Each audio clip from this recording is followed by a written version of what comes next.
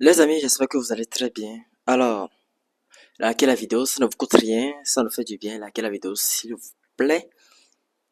Faites partie de notre communauté de grandeur, cette communauté de trading et de développement personnel. Alors, je pense que la semaine précédente, nous avions vu quelques opportunités, mais avant que je ne vous donne ou je ne vous présente le sort de ces opportunités que nous avions vues la semaine précédente ou la semaine surpassée, peut-être, je vais d'abord vous présenter cette unique opportunité du jour. Il s'agit ici également d'un swing trading. Alors, directement devant la graphique, nous observons en graphique, actuellement nous sommes en graphique 1 heure, mais nous allons monter en 2 heures. Bon, je pense que la graphique, le graphique, pas la graphique, le graphique, désolé, en graphique 2 heures, ça serait beaucoup plus intéressant. Alors maintenant, nous sommes en graphique 2 heures. Alors, nous pouvons constater sur le marché, euro face euro, l'euro face au dollar néo-zélandais. Voilà, euro NZD. Nous pouvons constater ici, voilà, une belle tendance baissière, une belle tendance baissière, ensuite ici suivi d'une petite consolidation de marché.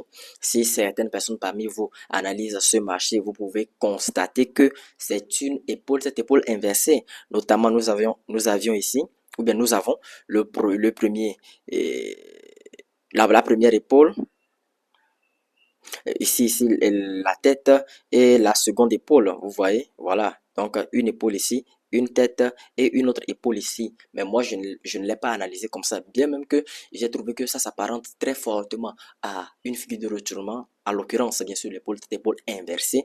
Je ne l'ai pas analysé comme ça. J'ai plutôt je l'ai plutôt analysé en traçant ici un support de manière oblique et ici une résistance de manière oblique. Voilà, donc ici, voici un peu l'opportunité et j'ai directement spécifié le take profit final ici à ce niveau. Donc, comme il s'agit d'un swing trading, probablement, voilà, comme il s'agit d'un swing trading, le take profit, je l'ai spécifié ici à ce niveau et donc je l'ai mis sur les prix de 2.0300 2.03560. Très bien. Voilà. Donc, qu'est-ce que j'aimerais dire ici? J'aimerais dire ici que avant de vous positionner, vous devez faire attention ici à ce niveau. Comme, regardez comment est-ce que j'ai analysé la deuxième structure. D'abord, nous avons une première structure qui est la tendance baissière. Ça, c'est déjà bien. La deuxième structure est clairement identifiable ici. C'est cette consolidation de marché. Voilà, c'est ce retournement de marché. Vous voyez? Donc, du coup, ici, moi, je vous conseille potentiellement de vous positionner à la cassure clôture de bougie. C'est ce que vous devez faire. Voilà, c'est ce que vous devez faire. Cassure et clôture de bougie verte au-dessus de la résistance. Ça, c'est pour ceux qui sont de la première école. Bien éventuellement, ceux qui sont de la deuxième école, vous attendrez cette schématisation-là, qui s'appelle le pullback. Vous convenez avec moi que c'est ça. Et c'est ça. Donc, bien sûr qu'il n'y a pas que cette forme de pullback. Nous en distinguons trois. Nous en distinguons trois. Mais le plus récurrent sur les marchés, c'est le pullback en forme de N. D'abord, cela voudrait dire que nous avons une première cassure et clôture de bougie, une correction vers le bas, plus une nouvelle clôture de bougie, vous signifiant clairement que les acheteurs maintenant sont prêts à faire décoller le prix vers la hausse. Voilà, donc ça, c'est une belle opportunité si quand même le marché nous donne, bien sûr, voilà, nous donne raison, c'est-à-dire nous donne une bonne cassure et clôture de bougie. Le marché nous donne également peut-être un pullback, nous donne les confirmations nécessaires que nous devons attendre. Nous pouvons investir, bien sûr, sur la hausse de cet actif, notamment l'euro face au dollar néo-zélandais. Vous devez faire attention aux annonces économiques à trois têtes de taureau. C'est vrai que je ne le répète pas souvent assez, mais c'est important. Faites attention aux annonces économiques à trois têtes de taureau. Vous voulez investir sur un actif, par exemple, et que dans les 2 heures qui suivent, il y a une annonce économique à trois têtes de taureau qui s'annonce, ne prenez point la spéculation. Cela voudrait dire que vous n'allez pas prendre la spéculation. Voilà, ne prenez pas la spéculation. Laissez passer l'annonce économique d'abord. Laissez passer l'annonce économique.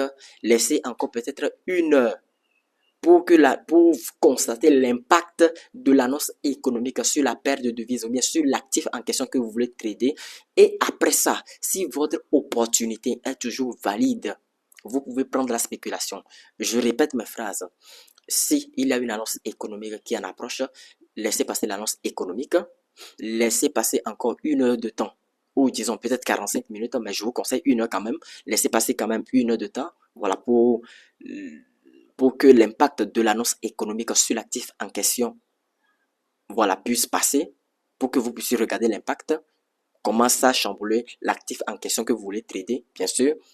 Et si maintenant, après tout ça, votre opportunité sur l'actif en question que vous voulez trader est toujours valide selon vos confirmations et autres, prenez le trade.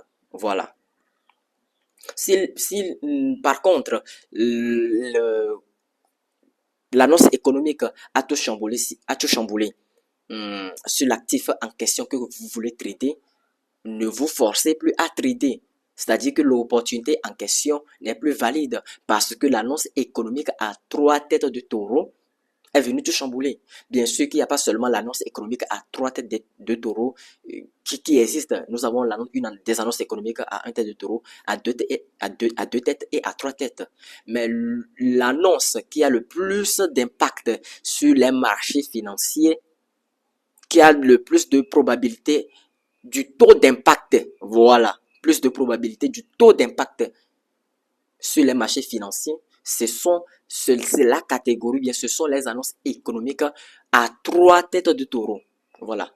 C'est vrai que je ne précise pas ça tout le temps, mais n'oubliez pas l'analyse fondamentale, l'économie, tout ça, et tout ce qui va avec, c'est vraiment très important en trading.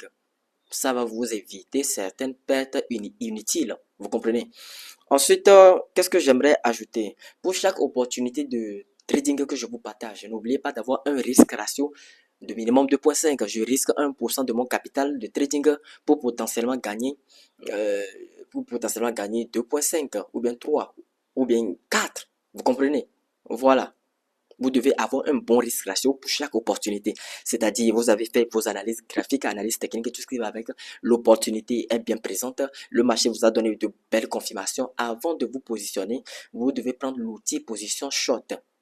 Si c'est une opportunité baissière que vous avez décelée sur le marché financier, vous devez de l'autre côté prendre l'outil position longue si c'est une opportunité haussière que vous avez décelée sur les marchés financiers. Donc, cet outil-là vous permet d'avoir le potentiel risque ratio que l'opportunité vous donne. Donc, voici l'outil ici. Voilà. Voici l'outil en question. Donc, ici, c'est ça. Nous avons l'outil position longue pour les opportunités, voilà, qui vont aller à la hausse, et l'outil position short pour les opportunités qui vont aller à la baisse. Donc, supposons que, voilà, sur cet actif, par exemple, nous voulons nous positionner à la hausse. Donc, je veux me positionner à la cassure et clocher de bougie ici, à ce niveau. Voilà ma place de stop loss pour laisser clairement le trade respirer, ne pas trop serrer la place du stop loss. Voilà, ne pas trop serrer la place du stop loss parce que si vous serrez trop la place du stop loss, le marché peut vous faire sortir inutilement du trade et plus tard vous allez constater que le marché est allé dans le sens de vos prévisions. Donc faites attention.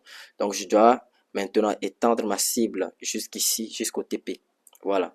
Donc, ça voudrait dire que si potentiellement le marché clôture une cassure et clôture une bougie au-dessus de cette ligne de résistance, mon risque ratio pour ces trades, puisque moi, je mise, c'est-à-dire, voilà, je vais parler comme ça, puisque je mise 1% de mon capital de trading pour potentiellement gagner sur cette opportunité, bien sûr, 3,9. Donc, mon risque ratio pour cette opportunité serait de 3,9.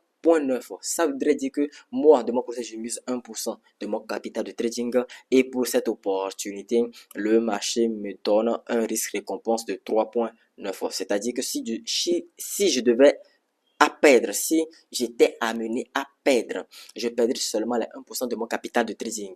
On est d'accord? Donc, si il advenait que je gagne, voilà, je gagnerai 3,09%. Voilà, je gagnerai 0,09%, si bien sûr le marché va jusqu'au take profit final. Voilà, parce que le marché peut toutefois dans son parcours, dans son élan haussier, le marché peut toutefois changer de chemin, changer de direction, changer de sens. Vous le savez. Donc faites réellement attention à ces notions-là. Et n'oubliez pas aussi la place du stop loss. Le stop loss, on ne le met pas au hasard. Et pour la plupart des débutants qui mettent leur stop loss d'une manière très, très courte, voilà, au vide de ne pas perdre beaucoup d'argent. Je sais que c'est une émotion négative qui vous fatigue quelquefois, ou bien qui vous fatigue tout le temps. Sachez que si vous avez l'habitude de le faire ainsi, le marché va faire seulement une petite mèche. Vous allez encaisser, voilà, une petite mèche vers vos stop loss, bien sûr. Le marché va vous faire sortir du trade. Vous allez encaisser le stop loss. Et plus tard, nous allons constater, ou bien vous-même, vous allez constater que le marché vous avez sorti, vous avez encaissé le stop loss et que le marché est allé dans le sens de vos prévisions, de ce que vous avez analysé préalablement. Oui, donc de ce que vous avez analysé préalablement, le marché est allé dans ce sens-là, tout en vous faisant sortir avant de poursuivre son chemin. Donc faites attention, la place du stop loss n'est pas du tout à négliger. Donc pour chaque opportunité de trading, veuillez bien espacer la marge de votre stop loss pour laisser respirer le marché. Si le marché veut faire ces fluctuations de haut et de bas, votre place de stop loss vous est garantie. Voilà, parce que vous avez laissé une marge libre. Voilà pour laisser respirer le marché. Et dans la plupart des cas, le marché fait ses va-et-vient là pour faire sortir les débutants, pour faire sortir les traders voilà, inexpérimentés, non expérimentés ou bien inexpérimentés, et plus tard poursuivre dans la direction, bien dans le sens de vos prévisions, tout simplement. Donc faites réellement attention. Alors, donc je pense que je vais pas trop m'attarder, je vais pas trop bavarder, j'en ai assez dit. Donc là, je pense que la semaine dernière, nous avons vu ça là. Regardez ce qu'il en est aujourd'hui. Voilà, le marché a totalement invalidé. Ça, il n'y a plus rien ici, hein, puisque nous attendions autrefois une cassure de bougie rouge en dessous de la ligne de cours. Le marché a donné bien sûr peut-être la cassure, voilà, puisque et le marché finalement a dessiné ici à ce niveau un double creux. Regardez ici à ce niveau. Le marché a dessiné une figure de retournement, ce qui a totalement invalidé le cours du scénario baissier, tout simplement. Bon, donc ça. Ensuite, nous avons quoi encore? Euh, le USD CAD. Et je pense que dans la vidéo dernière, je vous avais dit que je n'avais pas analysé profondément le USD CAD. Donc, du coup, ensuite, le, le marché de NZD-USD. Bon, pour le marché du NZD-USD, voici ce qui s'est passé, hein. Voilà, le marché du NZD-USD. Le marché était tranquillement dans sa tendance baissière. Bon, pas encore dans sa tendance baissière, puisqu'au niveau de la ligne de cours, le marché a consolidé ici à ce niveau. C'est pour cela moi j'avais tracé le support d'une manière horizontale et la résistance d'une manière oblique. Et j'attendais à ce que le marché clôture une bougie rouge en dessous de ce support-là, vous voyez, en bas ici à ce niveau, pour que la chute baissière continue. Force est de constater que le marché en a décidé autrement. Bon, vous comprenez, on ne peut plus agir sur ce trade. Voilà, c'est le marché qui est roi et le marché en a décidé ainsi. Ensuite, l'euro USD, pour l'euro USD, voilà, regardez avec moi, c'était bien parti au départ, en tout cas très bien parti au départ. Voilà, et ici à ce niveau, le marché est venu dessiner un double creux, voilà, un double creux, et ici, j'ai mis la, ce rectangle d'une manière horizontale parce que ça faisait deux sommets. Voilà, ici, un premier sommet, un premier creux et un deuxième creux. Voilà, c'est-à-dire un premier impact et un deuxième impact. Voilà, voilà, le marché a quand même évolué. Et ici, à l'approche de notre première zone susceptible de retournement, regardez ce que le marché a fait. L'approche de notre première zone susceptible de retournement, le marché a dessiné un double creux. Raison pour laquelle je vous dis que les zones susceptibles de retournement, ce ne sont pas des zones anodines. Ce sont des zones à prendre en compte. Vous voyez ici avec moi que, voilà, le marché ici a dessiné une figure de retournement. Regardez la figure de retournement en question. Et plus tard, fait des trucs bizarres. Plus tard, disons, a invalidé le scénario baissier qui est en train de se dessiner en faisant voilà, en faisant ces trucs bizarres là, voilà, vous comprenez. Donc, du coup, Les zones dangereuses, si je fais les analyses, si je fais les analyses graphiques que je voulais partager, faites-en de même sur vos écrans. Faites-en de même sur les opportunités que vous décelez. Parce que les zones dangereuses, ce sont des zones où le prix, voilà, n'y va pas de même bord. Voilà, où le prix n'y va pas. Bon, n'y va pas, c'est n'y va pas. Et où le prix n'y va pas de même bord. C'est-à-dire, dans la plupart des cas, le marché a tendance ou aura tendance à dessiner des figures de retournement. Et ici, vous le voyez clair et net sur notre, déjà sur notre première zone dangereuse. Vous le voyez clair et net, le marché a dessiné une figure de retournement. Voilà. Donc faites réellement attention. Donc après tout, bon, je pense que c'était les opportunités que j'avais partagées, hein. Voilà, après tout, c'était un peu ça. Donc, je vais m'arrêter là ici pour cette vidéo. N'oubliez pas de prendre votre formation exclusive sur le Trading Forex. Ça va vous aider grandement parce que cette formation est venue pour structurer votre trading. Cette formation, ma formation de trading, est là pour structurer votre trading de façon à risquer 1% de votre capital de trading et de ne pas risquer plus que ça, 1% ou moins. Voilà. Et dans la formation, je vous ai appris comment trader, bien sûr, ce que je fais déjà sur ma chaîne YouTube. Je les ai expliqué là-bas, les différentes sortes de pullback, les trois formes de pullback qui existent.